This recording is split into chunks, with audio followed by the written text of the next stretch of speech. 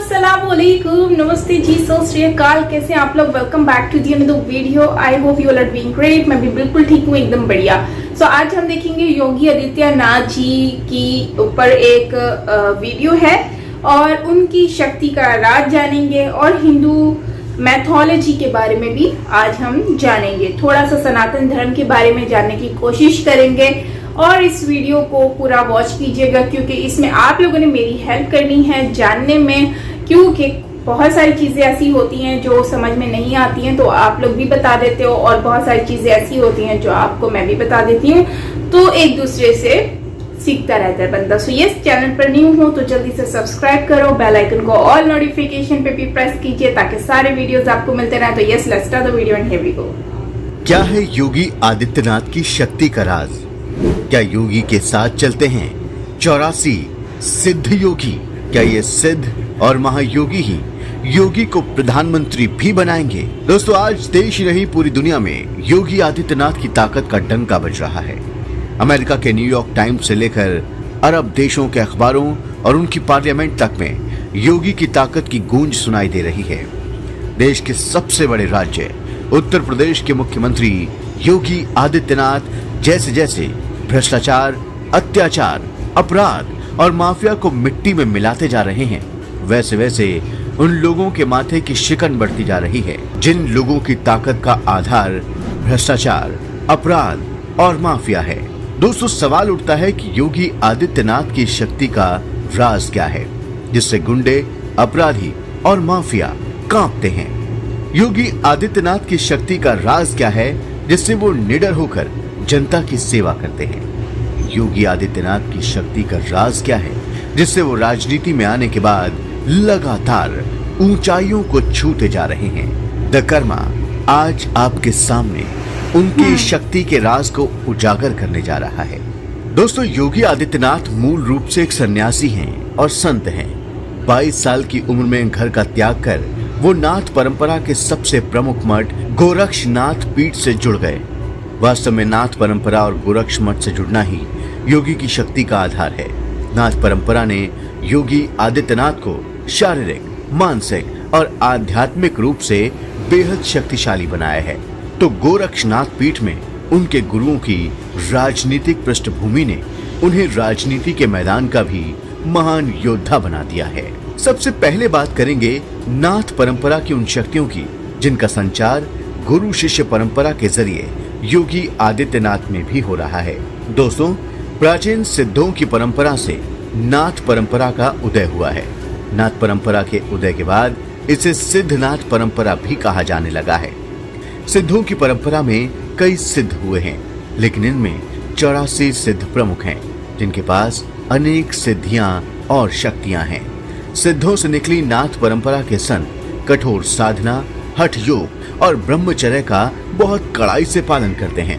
इस परंपरा में भी कई नाथ हुए हैं, लेकिन इनमें से 9 नाथ प्रमुख हुए हैं। ये 9 नाथ हैं मत्स्येंद्रनाथ, गोरखनाथ, गहिनीनाथ, जालंधरनाथ, कानिफनाथ, भर्तरीनाथ, रेवणनाथ, नागनाथ, चरपटीनाथ।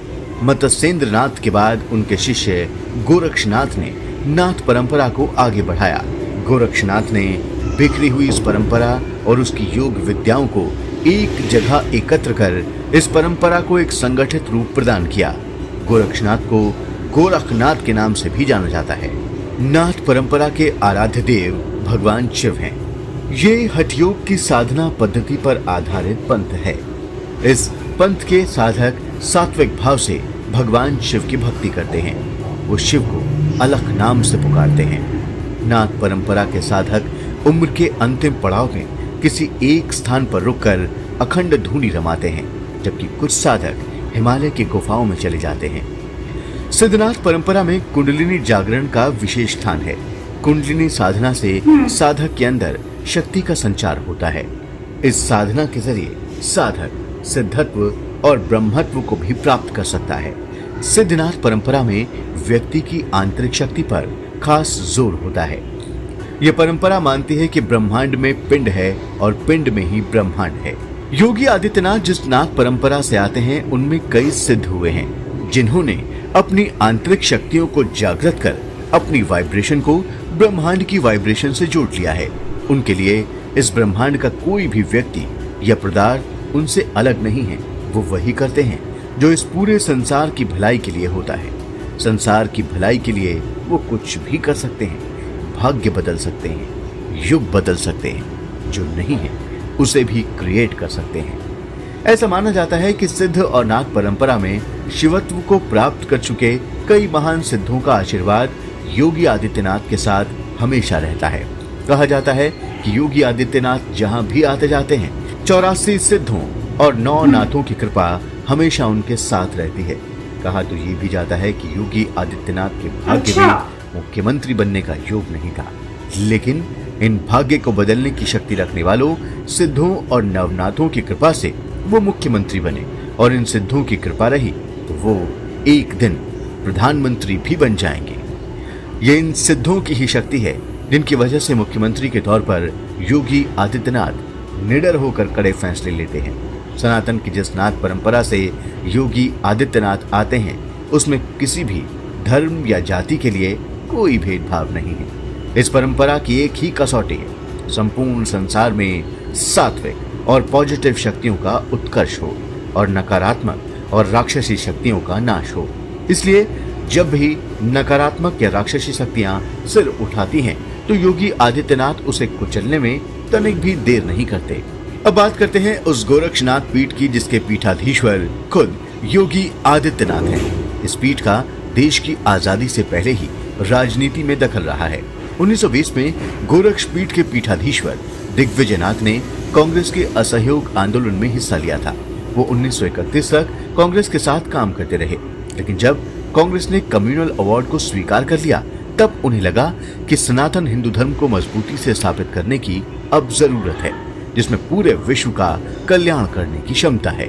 दिग्विजयनाथ 1937 में हिंदू महासभा में शामिल हो गए। आजादी के बाद 1967 में दिग्विजयनाथ हिंदू महासभा के टिकट पर गोरखपुर के सांसद चुने गए। दिग्विजयनाथ अपने शिष्य अवैधनाथ को भी राजनीति में ले आए। अवैधनाथ 1962, 1967, 1974 और 1977 में मनीराम विधानसभा सीट से विधायक चुने गए। 1969 में दिग्विजयनाथ के देहांत के बाद अवैधनाथ गोरक्ष पीठ के पीठाधीश्वर बने। अवैधनाथ भी पीठाधीश्वर बनने के साथ राजनीति में भी भाग लेते रहे। अवैधनाथ 1970, 1979, 1991 और 1996 में लोकसभा में गोरखपुर का प्रतिनिधित्व करते रहे। अयोध्या में राम मंदिर निर्माण के आंदोलन में उनका महत्वपूर्ण योगदान रहा। महंत अवैधनाथ के उत्तराधिकारी योगी आदित्यनाथ सन 1998 में गोरखपुर से लोकसभा का चुनाव जीतकर 26 साल की उम्र में पहली बार सांसद बने। योगी आदित्यनाथ ने लगातार 5 बार गोरखपुर संसदीय सीट का प्रतिनिधित्व किया। 2017 में वो पहली बार उत्तर प्रदेश के मुख्यमंत्री बने। उनके नेतृत्व में 2022 के विधानसभा चुनाव में बीजेपी ने फिर से बहुमत हासिल किया और वो दूसरी बार मुख्यमंत्री बने। साफ है कि योगी आदित्यनाथ को अपनी गुरु परंपरा से न केवल आध्यात्मिक उपलब्धियां मिली बल्कि उन्हें एक मजबूत राजनीतिक पृष्ठभूमि भी मिली। कहा जाता है कि इन्हीं वजहों से वो संत होने के साथ साथ एक कुशल राजनेता भी बन गए हैं। दोस्तों, योगी आदित्यनाथ की इस आध्यात्मिक परंपरा पर हमारा ये वीडियो आपको जरूर पसंद आया होगा। आप इसे जरूर लाइक और शेयर करें और हमारे फ्रेंड्स यहीं पे वीडियो एंड होता है और आपने देखा कि जो योगी आदित्यनाथ जी हैं वो 26 ईयर ओल्ड थे जब उनको मतलब कि ये आप कह सकते हैं कि ये सीएम का जो प्रधान है वो मिला, मतलब सीट मिली है। तो उससे पहले की अगर हम देखें उनकी वैसे भी लाइफ शुरू से ही वो एक सिंपल सी लाइफ रहा करते थे और ज्यादातर मैंने उनको नोट किया है कि वो अभी से नहीं, वो शुरू से ही जो है वो इस तरह से ही जो है वो सनातन धर्म में बहुत ज्यादा डीपली फॉलो करते थे, जिसकी वजह से हम ये कह सकते हैं कि योगी आदित्यनाथ जी हिंदुइज्म से बहुत ज्यादा जुड़े हुए हैं। तो बाकी ओवरऑल हम ये कह सकते हैं कि जो योगी आदित्यनाथ जी हैं उनकी बहुत ही सिंपल सी एक लाइफ रही है और उन्होंने राम जी जो राम टेम्पल है उसमें वाकई में नो डाउट बहुत ज्यादा अपनी एफर्ट दिखाई है। जैसे कि जब भी कोई मतलब इतना सारे इश्यूज उसके ऊपर रेज हुए जब जो राम मंदिर है उसकी लैंड के लिए, तो उस वक्त जो है वो योगी आदित्यनाथ जी काफी ज्यादा स्टैंड रहे। तो योगी आदित्यनाथ जी शुरू से ही क्योंकि वो डीपली इन थे अपने सनातन धर्म से, तो उसी तरह से उनके अंदर एक शक्ति आई। आप देखें, मैं इससे रिलेट करूंगी बागेश्वर धाम को।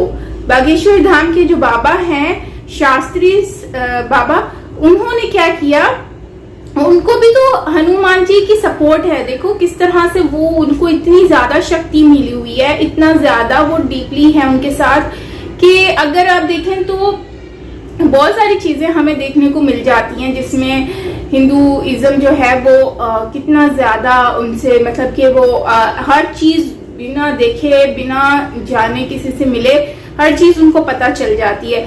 तो ये एक आम इंसान इतना ज्यादा जज नहीं कर सकता।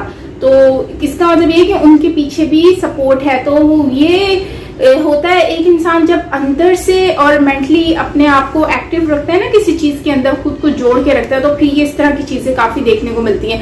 तो योगी आदित्यनाथ जी को भी सपोर्ट है, और वरना जिस तरह से वो एक छोटी सी फैमिली से उठकर आज एक सीएम बने हुए इतनी बड़ी कंट्री के, और जो है पावरफुल कंट्री के, तो जाहिर सी बात है उसमें जो है वो उनको उनकी एक सच्चाई अपने धर्म से जुड़े हुए हैं। इसी वजह से शायद उनको सच्चाई, कहते हैं ना दिल अगर साफ हो तो आपकी नीयत साफ हो तो आपको हर चीज मिल ही जाती है, आपकी मंजिल मिल जाती है।